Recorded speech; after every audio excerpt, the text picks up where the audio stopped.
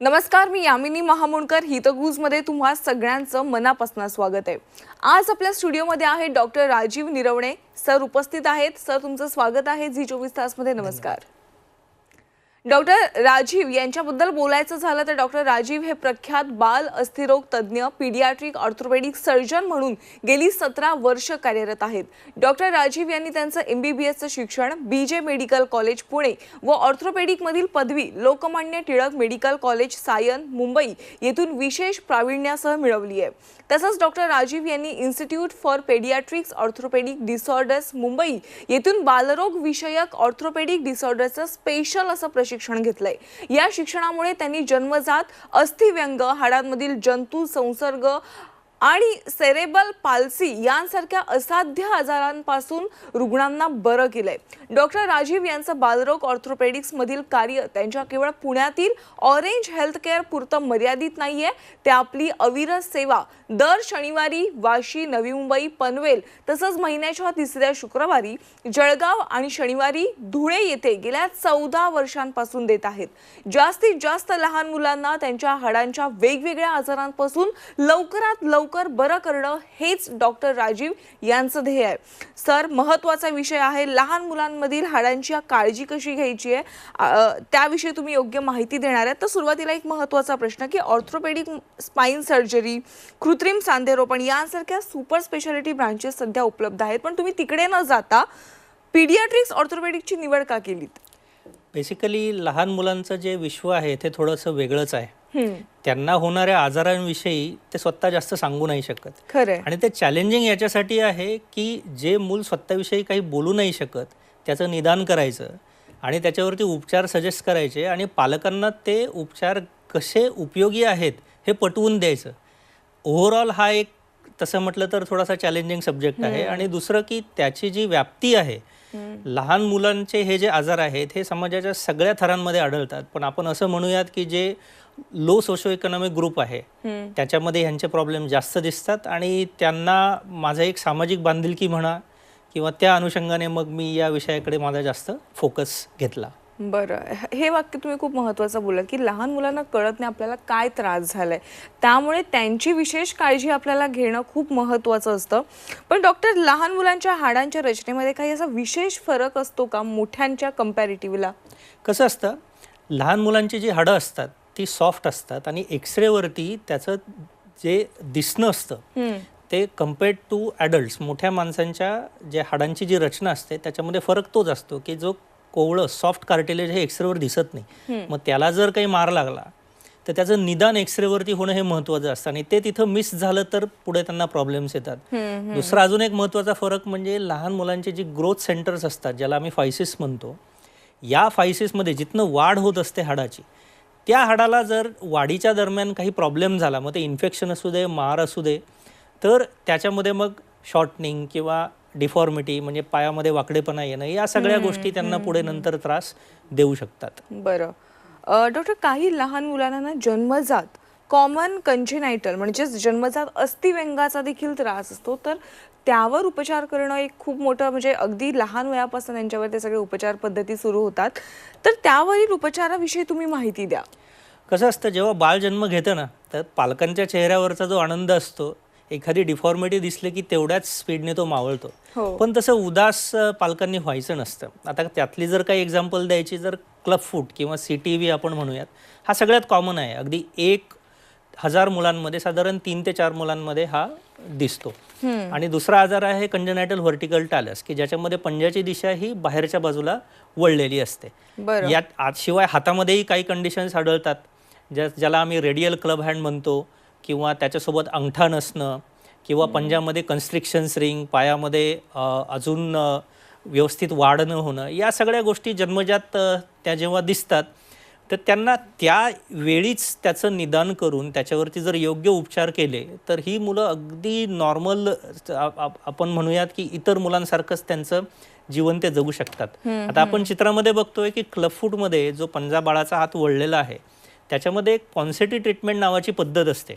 याच्यामध्ये आपण serially plasters करत जातो, पंजाला सरळ करत जातो, छोटीशी प्रोसिजर असते एक, त्यानंतर बाळाचा पाय करेक्ट होतो आणि आपण त्यांना शूजमध्ये मेंटेन करतो जवळजवळ वयाच्या 2 ते 3 वर्षापर्यंत. बरं. आणि मग जेव्हा हे बाळं चालतात तर त्यावेळेला आपण बघू शकता की हे बाळ जेव्हा चालायला लागल्यानंतर मग पालकांना असं वाटतं की अरे बापरे, त्यावेळी आपण उगीचच टेन्शन घेतलं होतं आणि याचं काय होईल कसं होईल. आणि आता ह्या बाळाला आपण बघू शकता की अजिबात म्हणजे त्याला आपण हा प्रॉब्लेम जन्मता होता असं पण काही सांगू नाही शकत.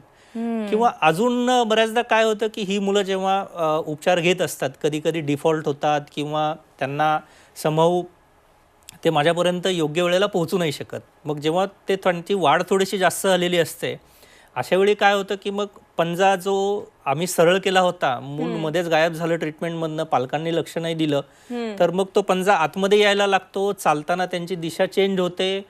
मग ह्यांना सुद्धा आपण सेकंडरी सर्जरीज करून बऱ्यापैकी त्यांच्या चालण्यामध्ये फरक हा करवू शकतो. बरोबर. मुळात सर बाळ जन्माला येणं हे आईवडिलांच्या आयुष्यातलं सगळ्यात मोठं सुख असतं. पण समजा एखादं बाळ जन्मजात त्याला अस्थिव्यंग आलं तर अनेक पॅरेंट्स हतबल होऊन जातात, निराश होऊन जातात आणि खूप खचून जातात. तर अशा बालकांच्या पालकांसाठी तुम्ही काय सल्ला द्याल? त्यांना काय काळजी घ्यावी, कशा पद्धतीने मुलाची त्या काळजी घ्यावी याविषयी तुम्ही काय सांगाल? आणि कंजेनायटल इंटरनल प्रॉब्लेम्स कोणकोणते असू शकतात?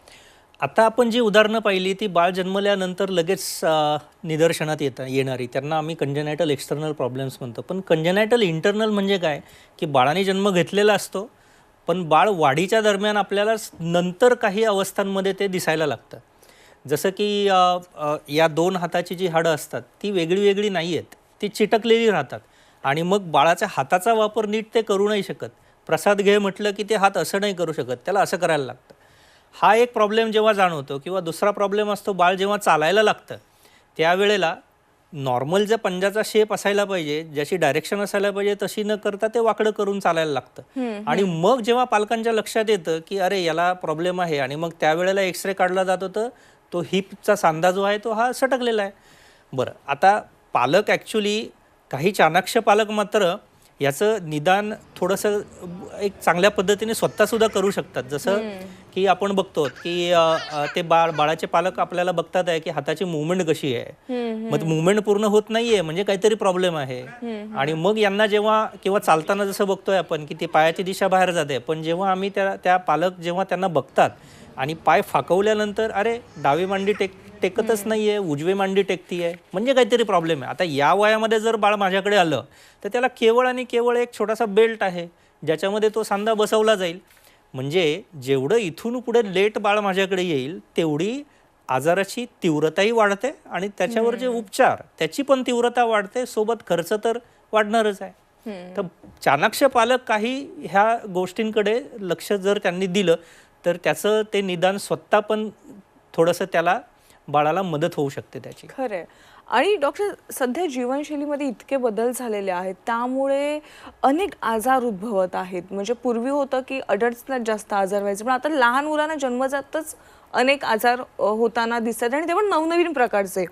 तर मुलांची वाढ होत असताना कोणत्या प्रकारच्या समस्या उद्भवू शकतात? नॉर्मली मुलं जेव्हा वाढत असतात त्यावेळेला त्यांच्या वाढीच्या टिपिकल अवस्था असतात.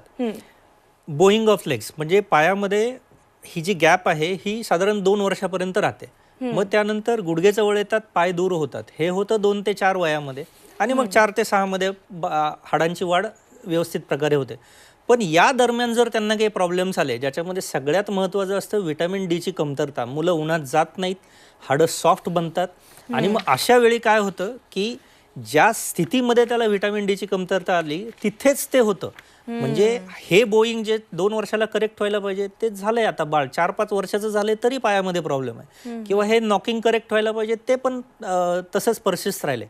मग अशा वेळी आम्हाला काय करायला लागतं की ही जी वाढीची अवस्था असते या वाढीच्या अवस्थेचा उपयोग आपण ट्रीटमेंटच्या मध्ये करतो. आता फॉर एक्झाम्पल पाय जेव्हा अशा प्रकारे बेंड आहे मग आम्ही काय करतो, आतल्या बाजूची वाढ एक छोटीशी सर्जरी असते, छोटीशी क्लिप टाकली जाते, इथली वाढ थांबते, हे वाढत राहतं आणि हाड ग्रॅज्युअली सरळ होतं. पण जेव्हा ही वाढीची अवस्था संपते आणि बाळं ज्या वेळेला 14, 15, 16 वर्षाची होतात आणि माझ्याकडे येतात मग अशा वेळी मला त्याची जी शस्त्रक्रिया आहे त्याच्यामध्ये हाडाला कट करणं, मग सरळ करणं, मोठी स्क्रू प्लेट टाकणं, पहिल्यांदा एका पायाचं ऑपरेशन, मग 1.5-2 महिना त्याच्यावरती विश्रांती, वजन नाही देणं आणि मग दुसऱ्या पायाची सर्जरी. म्हणजे जे ऑपरेशन जर बाळ वाढीच्या वयामध्ये केलं असतं, ज्याच्यामध्ये केवळ छोटंसं त्याच्यामध्ये इन्सिजन असतं, छोटंसं इम्प्लांट असतं आणि ते केल्यानंतरही बाळ त्याच्या नॉर्मल ॲक्टिव्हिटीज, शाळेत जाणं वगैरे या सगळ्या क्रिया करू शकतं. पण जेव्हा पालक ही प्रोसिजर त्या सांगितलेल्या वेळेला करत नाहीत आणि जेव्हा वाढ संपते आणि मग मला ऑस्टिओटॉमी जेव्हा करावी लागते, तेव्हा त्यांचं हे मॉर्बिडिटी म्हणजे शस्त्रक्रियेचं प्रमाण पण वाढलं, प्लस स्कूलमधनं अब्सेन्स, शिवाय या ऑस्टिओटॉमीचे प्रॉब्लेम्सही आहेत ना, इन्फेक्शन होणं, हाड न जुळणं. म्हणजे जी गोष्ट केवळ छोट्याशा सर्जरीमध्ये वाढीच्या वयामध्ये शक्य होती, उगीच आपण त्याच्यासाठी मोठी सर्जरी स्वतःहून ओढवून घेतली दुर्लक्ष केल्यामुळे, असं होतं. डॉक्टर, काही फोटोग्राफ्स दिसते त्याच्यामध्ये ना लहान मुलांच्या खुब्यांच्या सांध्यांमध्ये काही व्याधी दिसून येतात मला, तर त्या उपचारांविषयी तुम्ही काय सांगाल? अगदी थोडक्यात सांगा. आणि आता काय आहे की ही मुलं जेव्हा वाढतायत, ओबेसिटी त्यांच्यामध्ये बऱ्यापैकी येते आहे आणि याच्यामध्ये हिपचा जो सांधा असतो त्याच्यामध्ये जे ग्रोथ सेंटर असतं तिथनं ते फायसिस सटकतं. म्हणजे ती मुलं चालताना सरळ नाही चालत, तर वाकडी दिशा करून चालतात. आता असं ज्या वेळेला असतं तर त्यावेळेला मग हा सांधा असाच सोडला तर तो त्याचा आयुष्यभर साथ नाही देणार आहे आणि साधारण वयाच्या 20-21 वर्षाच्या नंतर तर तो सांधा पूर्ण खराब होईल. मग अशा वेळी एक शस्त्रक्रिया असते, अत्यंत ती कॉम्प्लिकेटेड शस्त्रक्रिया आहे, ज्याच्यामध्ये तो पूर्ण सटकलेला सांधा बसवून त्याला हाडाची दिशा सरळ केली जाते, ज्याला मॉडिफाईड डन ऑस्टिओटॉमी म्हणतात. आणि आपण बघू शकता आता की वयाच्या 13व्या वर्षी केलेली सर्जरी, तो बाळ अगदी छान दोन्ही पाय सरळ व्यवस्थित ठेवून मांडी घालून बसता येते आणि मग हा सांधा त्याचा पूर्ण आयुष्यभर साथ देणार आहे. म्हणजे एक प्रकारे याला हिप प्रिझर्वेशन सर्जरी अशा प्रकारचं नाव याला दिलं जातं. बरोबर. डॉक्टर, लहान मुलांना ना कळत नाही की आपली स्वतःची काळजी आपण कशी घ्यायची, किंवा कोणतं दुखणं असेल तर ते देखील त्यांना एक्सप्लेन करता येत नाही की माझा फक्त पाय दुखतोय, पण ते मुळात त्याचं काय खरं कारण आहे, कशा पद्धतीने दुखतोय हे त्यांना एक्सप्लेन करता येत नाही. त्यामुळे लहान मुलांची काळजी त्यांच्या आईवडिलांनीच घेतली पाहिजे. तर हाडांमध्ये अथवा सांध्यांमध्ये जंतू संसर्गाची कोणती लक्षणे असतात की जी लक्षणं ओळखल्यावर पालकांनी त्यांची काळजी घेतली पाहिजे विशेष, आणि पालकांनी जागृत व्हायला पाहिजे? मुळात जंतू संसर्ग हा आम्ही ॲज अ डॉक्टर म्हणतो की दुश्मनला सुद्धा व्हायला नाही पाहिजे, कारण एकदा हाडामध्ये जंतू संसर्ग झाला की त्याचे परिणाम भयानक असतात. जेव्हा जंतू संसर्ग होतो ना, तर पहिल्यांदा लक्षणं लक्षात अशी येतात की मुलाला थोडासा ताप यायला लागतोय, मूल त्या पायावरती किंवा हातावरती पूर्ण वजन देत नाहीये, त्याची कार्यक्षमता थोडीशी कमी झाली आहे, त्याची तीव्रता जर जास्त वाढलेली असेल तर मूल अगदी खाण्यापिण्याकडे पण दुर्लक्ष करतं. मग जेव्हा अशा प्रकारची लक्षणं दिसली जातात त्यावेळेला जर पालकांनी त्वरित त्याच्यावरती ॲक्शन घेतली, योग्य प्रकारे त्याचे काही इन्व्हेस्टिगेशन्स केले, तर मग हे इन्फेक्शन जेव्हा लक्षात येतं, आता बाय रूल इन्फेक्शन कुठेही असू दे, जेव्हा सांध्यामध्ये किंवा हाडामध्ये पस तयार होतो तो नॅचरली हाडाला खराब करणार आहे. आणि एकदा हाड खराब झालं आणि ते तुटलं की बघ ब्रह्म आठवतं आम्हाला त्याला ट्रीट करताना, कारण त्याच्यामध्ये केवळ हाड जुळणं नाही, त्याच्यासोबत वाकडेपणा, त्याच्यासोबत त्याचं शॉर्टनिंग, ह्या सगळ्या गोष्टींना मॅनेज करायला लागतं. म्हणजे काय की जेवढं आपण या जंतू संसर्गामध्ये जेवढं उशीर करत जाऊ ट्रीटमेंटमध्ये, तेवढं it is like sitting on a ticking bomb. लक्षात येते की बाळ या लक्षणांमध्ये दिसतंय आणि लवकर जर नाही घेतलं तर याचा ब्लास्ट होणार आहे. सो ही लक्षणं आल्यानंतर सगळ्यात पहिलं लहान बाळांचे जे हाडांचे डॉक्टर असतात ते जे काही तपासण्या सांगतात, मग ब्लड टेस्ट असू देत, MRI असू देत, त्या लवकर करून घ्याल. एकदा त्याचं निदान झालं की मग त्याच्यावरती उपचार करणं हे जरा लवकर पॉसिबल होतं. बरं, आता हे ब्लड टेस्ट आणि MRI तर तुम्ही सांगितलीच, पण ही अजून लक्षणे आढळून आलीच, आणखीन काय करायचं असतं पालकांनी? पालकांनी सगळ्यात महत्त्वाचं म्हणजे ना त्याचं मॉनिटरिंग. म्हणजे आता ताप येतोय, ठीक आहे, बऱ्याचदा मुलांशी पालक काय कन्फ्यूज होतात, अरे त्याला सर्दी खोकल्यामुळे ताप आलेला असेल आणि 1-2दा ताप येऊन गेला. केवळ हात लावणं आणि हाताला गरम लागणं याला ताप नाही म्हणायचं. जेव्हा आपण थर्मामीटरने ते मेजर करतो, दर तासाला 4-4 तासाला त्यांचं आपण रेकॉर्डिंग करतो आणि बघतोय की ते कॉन्स्टंटली त्याचा ताप परसिस्ट आहे, ते पायावरती बिलकुल वजन देत नाही आहे, अशा वेळी मात्र आपल्याला त्याला दुर्लक्ष करून नाही चालणार आहे. त्याला कुठल्याही परिस्थितीत लवकरात लवकर लहान मुलांच्या हाडांच्या डॉक्टरांकडे घेऊन जाणं हा त्या बाळासाठीचा एक सगळ्यात महत्त्वाचा पर्याय राहू शकतो. बरं डॉक्टर, तुम्ही सेरेब्रल पाल्सी सारख्या असाध्य आजारांपासून देखील रुग्णांना बरं केलंय, त्यामुळे हे सेरेब्रल पाल्सी म्हणजे काय आधी ते सांगा. सेरेब्रल पाल्सी म्हणजे काय की जेव्हा बाळ जन्म घेत असतं त्यावेळेला जर काही कारणाने ते रडलं नाही किंवा जर 7व्या महिन्यामध्ये जर त्याची डिलिव्हरी झाली तर तर मेंदूची वाढ पूर्ण नसते झालेली आणि मेंदूचं जे ताबा घेणारं सेंटर आहे स्नायूंवरचं, त्याला जेव्हा रक्तपुरवठा कमी होतो तर त्याची कार्यक्षमता व्यवस्थित होत नाही. मग जेव्हा बाळाने नॉर्मली 3ऱ्या महिन्याला मान धरायला पाहिजे, 6व्या महिन्याला पालथी मारायला पाहिजे, 9व्या महिन्याला बसायला पाहिजे, वर्षभराला चालायला पाहिजे, या सगळ्या क्रिया लेट होतात. आणि मुलं ही टिपिकली मग जेव्हा चालतात त्यावेळेला टोजवरती चालणं, त्यांना आधाराची गरज लागते किंवा त्याला आम्ही सिझरिंग म्हणतो की ज्याच्यामध्ये ते पाय क्रॉस करून चालते, किंवा बऱ्याचदा जर फक्त एक हात आणि एक पाय ह्याची जर इन्व्हॉल्वमेंट असेल, त्याला आम्ही सेरेब्रल हेमिप्लेजिया म्हणतो. या सगळ्या गोष्टींमध्ये बेसिकली काय आहे की प्रॉब्लेम मेंदूमध्ये आहे. आणि जे स्नायूचं कोऑर्डिनेशन, म्हणजे मेंदू जेव्हा आज्ञा देतो पंजाच्या स्नायूला की तू पंजा वरती कर, त्यावेळेला ह्या दुसऱ्या स्नायूला आज्ञा मिळणं आवश्यक असतं की तू पंजा ओढू नको. पण हेच कोऑर्डिनेशन त्या मुलांमध्ये होत नाही. आणि मग ह्याची तीव्रता जसं वय वाढत जातं, 2, 3, 4, 10 जसं वय वाढत जातं तसं मग त्याच्यामध्ये सबसिक्वेंटली डिफॉर्मिटीज येणं आणि त्यांना चालण्यामध्ये अजून जास्त प्रॉब्लेम्स होणं, वजन वाढणं, कधी कधी खुबाचा सांधा सटकणं, या सगळ्या इश्यूजला त्यांना आपल्याला सामोरं जावं लागतं. बरोबर. आणि सध्या ना 7व्या महिन्यामध्ये 6व्या महिन्यामध्ये मूल जन्माला येण्याचं प्रमाण देखील वाढलंय, त्यामुळे सेरेब्रल पाल्सी ही आता सध्या कॉमनच झालेलं आहे. डॉक्टर, सेरेब्रल पाल्सी काय आहे तुम्ही आम्हाला आता एक्सप्लेन केलं, पण यावर कोणते उपचार उपलब्ध आहेत? जसं मी तुम्हाला म्हटलं की सेरेब्रल पाल्सी हा एक अत्यंत महत्त्वाचा पार्ट याच्यासाठी आहे की इजा आहे मेंदूला आणि जसं बाळ वाढत जाणार आहे त्याची तीव्रता बदलणार आहे. सो ह्यांचं ना अक्षरशः शाळेसारखं असतं की आपल्याला ॲडमिशन घेतल्यानंतर पहिलीचा अभ्यास, दुसरीचा अभ्यास, तिसरीचा अभ्यास, आणि जसा अभ्यास वाढत जातो वय त्या हिशोबाने अभ्यास चेंज होतो. तर या मुलांना पहिले काही जे 2-3 वर्षाचा जो कालावधी असतो त्याच्यामध्ये फिजिओथेरपिस्टचा फार महत्त्वाचा रोल आहे की ही मुलं जी ॲक्टिव्हिटी करू नाही शकत आहेत त्यांना हळूहळू ट्रेन करणं, मग त्याच्यावरती पालकांनी विशेष मेहनत घेणं. म्हणजे फिजिओथेरपी पहिले 2-3 वर्ष केल्यानंतर मग नेक्स्ट स्टेप येते की ज्याला स्पास्टिसिटी कंट्रोल, म्हणजे याच्यामध्ये काय जे मी मगाशी म्हणत होतो की स्नायूंमध्ये जे आहे कोऑर्डिनेशन हे व्यवस्थित होत नाही. मग अशा वेळी आम्ही काय करतो, एक बॉट्युलिनम टॉक्सिन थेरपी असते ज्याच्यामध्ये जो कडक स्नायू आहे त्या कडक स्नायूमध्ये ते औषध इंजेक्शनच्याद्वारे सोडलं जातं. ऑफकोर्स हे भूल देऊनच केलं जातं. आणि त्याच्यानंतर मग तो स्नायू जेव्हा शांत होतो आणि मग आपल्याला त्याच्यावरती आपण मेहनत करवतो, पालकांना त्याला कसा तो स्नायू वापरायचा हे बाळाला शिकवलं जातं. आणि मग बाळ ते स्नायू जेव्हा वापरायला लागतं तेव्हा आपण बघू शकता की चालण्यामध्ये ज्याचा पहिला अजिबातच वरती होता, टाच टेकवत नव्हती आणि ज्याला आधार लागत होता, ते बाळ आता या ट्रीटमेंट नंतर छानपैकी टाच टेकतंय, स्वतःचा पूर्ण बॅलन्स घेते आणि इंडिपेंडेंटली चालतंय. बरं, आता केवळ उपचार इथे नाही थांबणार आहे, तर हे बाळ जसं मोठं होणार आहे त्याची तीव्रता अजून बदलेल. मग त्याच्या गुडघ्यांमध्ये प्रॉब्लेम्स येतील, बाकीच्या सांध्यांमध्ये प्रॉब्लेम्स येतील, मग त्याला त्या हिशोबाने आपल्याला पुढे उपचार हे करणं भाग पडतं. बरोबर. आणि मुळात वेळोवेळी याचा फॉलोअप घेणं देखील गरजेचं आहे. अगदी बरोबर. डॉक्टर, सर्जरी करताना भूल दिली जाते, पण पालकांना याचीच जास्त भीती असते की भुलीचं जे इंजेक्शन दिलं जातं किंवा भूल दिली जाते त्याचे काही दुष्परिणाम होतात का लहान मुलांवर? मी समजू शकतो, कारण जेव्हा आम्ही कुठल्याही ऑपरेशनसाठी जेव्हा आम्ही पालकांना काही सांगतो की ही ऑपरेशन करायचं आहे, त्यांचा पहिला प्रश्न असतो, सर ते भूलचं काय, भूलचे काय दुष्परिणाम असतात. ॲक्च्युली कसं आहे, भूल म्हणजे काय, आपण बाळाला फक्त शास्त्रशुद्धरित्या झोपवतोय. आता झोपण्याचा काय दुष्परिणाम असेल सांगा बरं. झोपवतोय म्हणजे काय, सलाईनमधनं छोटंसं औषध दिलंय, बाळ झोपलंय.